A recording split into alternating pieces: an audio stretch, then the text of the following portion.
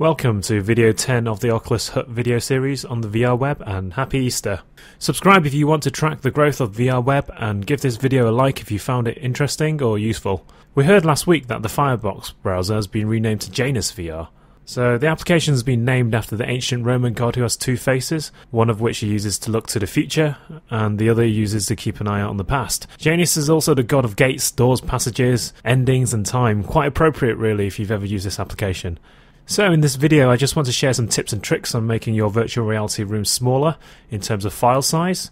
Why is file size important, you may ask? Well, if you are expecting others to access your content online, then for users large files will take more time to download, and they will also put more stress on your web server's connection if you're hosting the content. Let me give you an example.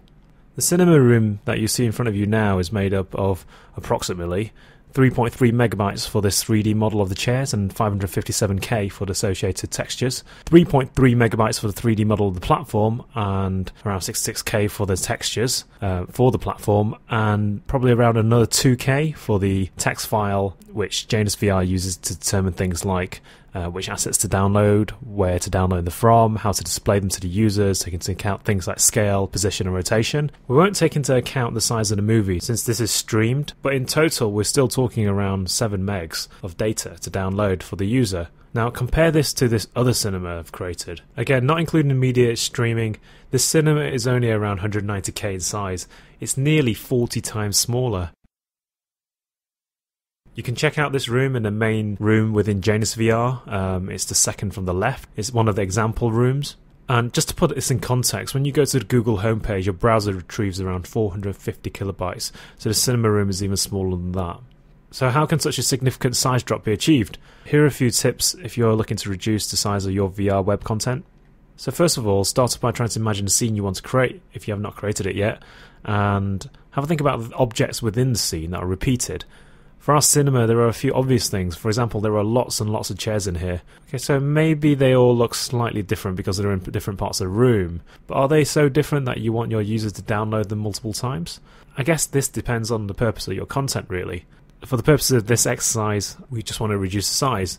And anyway, the physical shape of the chairs is going to be the same wherever it lies within the room. As for the texture, this would probably look different in different parts of the rooms due to the lighting. We could look at our scene and group seats which have similar lighting together and then create unique textures for each of these groups. For example, chairs on the right may have shadows which are different from the chairs on the left. However, for the purposes of this demonstration, I decided to only use one texture since I wanted to see how small things could get. To create the texture that I think will work best, I created a setup within Blender to simulate what I thought would be the most common lighting setup. In general, the lighting for the chairs is coming from the screen. Okay, so sure, it's not perfect, but it's going to save me a ton of data if I just use this chair that's in the middle, which has a chair in front of it, chairs to the left, chairs to the right, and light coming from the front. Okay, now let's look at the text file. As you can see in the download section, we only download the asset once. So the chair downloads once and it gets used over and over and over again. And you can make the cinema as big as you like, but it will only download that chair once. So that's the first tip. Look for patterns within your scene and try and create an asset that you can just repeat over and over again within your VR room. So now for tip number 2. Let's look at the walls and the ceilings. The areas closest to the screen are brighter, just like with the chairs. So let's create a texture for this. But let's try to be as frugal as possible with our use of data. How about this?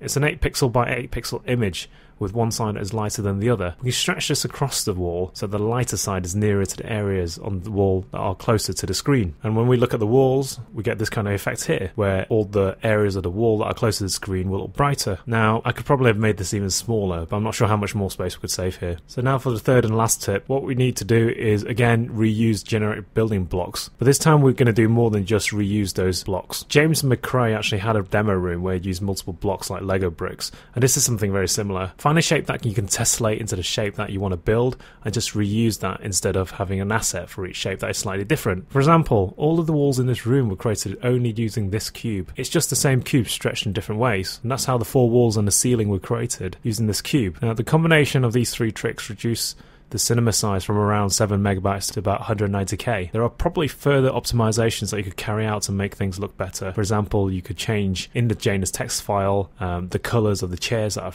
closer to the front so that they're lighter and the ones at the back to be darker. And I'm sure there will be many other things you could do, but you know, just these 3 things will vastly reduce the size of your files. Lastly, just to say, if you're running your content locally, for example, if you want to give a local demo and we're not really interested in sharing your content online, there's probably nothing to worry about in terms of file size, and you should probably use super rich content to show off your environment. Okay, I hope you found this useful or interesting. Subscribe if you want to keep track of the growth of the VR web.